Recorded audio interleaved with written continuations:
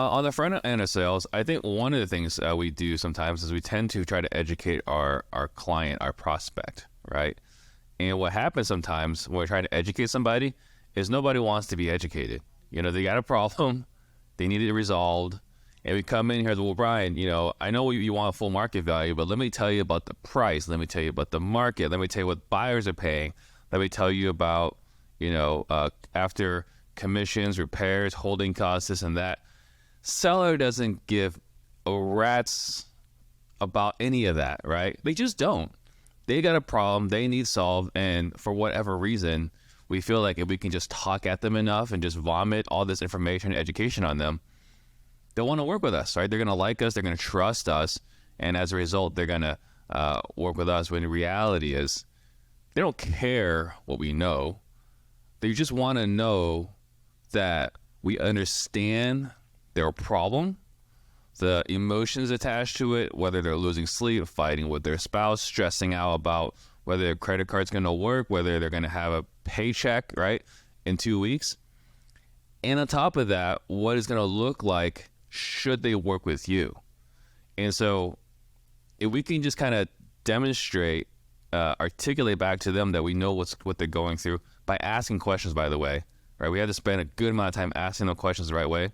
If we could really pull from them what they're going through and demonstrate that we know what they're going through by repeating it back to them, and then again, helping them understand what the ideal outcome is, at that point then we've actually earned the right to get their business, which is what selling really is. So I think, going back to your point, like what are people doing, is a lot of educating, a lot of showing comps, a lot of like beating up the house and like explaining why we can't pay what they're looking to get. That does not help us build rapport, does not help us get the sale. Yeah, and that's so true too. Just because we don't know why people, like I just picked up a property a little while ago. Mm-hmm. The guy's purpose was he bought a new house. He was stressed about coordinating closing dates and just had to do it seamlessly. Yeah, right. And you just find out different things. You're right. You got to ask those questions, or I'd be telling him, hey, we can close in 7 days. Yeah. He doesn't care about who has to close in 2 months. Yeah, what does that have to do with me? Right. So you get a seller on the phone, right? Mm-hmm. Hey, my name's Brian. I'm with blah, blah, blah. And what do you do then? Like, what are some of the initial questions you recommend people asking just to open that up for some people that don't know? Yeah, I think the biggest thing is, sometimes we get these people that we market to, again, PPC, direct mail, motivated leads. When you first connect with them, you want to talk about how awesome you are again, right? We can close fast, this and that. And what we typically find on the phones is like, well, what's your offer? What are you going to pay me? Right? And sometimes we fall into the trap of answering that question.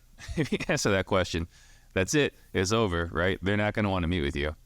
Or at least 90+% of the time, they'll never want to meet with you, right? Because they got everything they feel like they've needed out of you. So really it's like, hey, Brian, I'm just curious to see what compelled you to call. Why did you reach out to us? What are you hoping to accomplish, right? These are kind of questions we want to ask. But then on top of that, it's when they're asking what's your offer, it's like, look, Brian, I think that's kind of premature. At this exact moment, we're not sure we can even help you. But what we'd love to do is just sit down with you, understand your situation, and see if we are in a position where we can actually help you out of this potentially difficult situation. And again, what we're doing here is we want to not come across as a commodity because, a couple of different things, right? Because we put in our marketing material, we can close fast, we pay cash, this and that.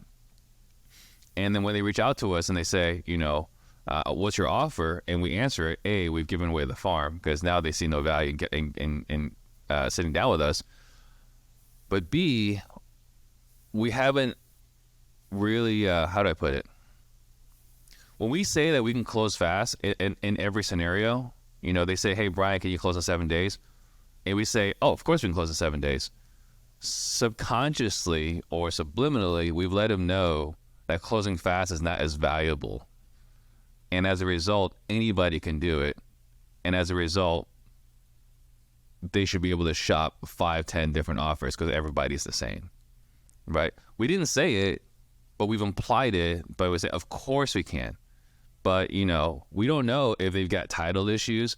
We don't know if how many times have we done a transaction in wholesale and it has some title challenges, right? They might have some title issues. They might have a difficult spouse, sibling, whatever. There are all sorts of reasons. It could be that the mortgage company that they did a loan on 25 years ago is no longer in business, right? And so in all these scenarios, we don't know how fast we can close. So when they say, like, can you close in 7 days? Like, I'm not entirely sure, but what I'd like to do is just sit down with you, ask you enough questions, figure out whether there's a property that we can buy in 7 days or not. But what have we done? Again, we've implied that there's value here that we offer and that not everybody can do it. And now it's no longer a race to the bottom where we're all competing against each other on price.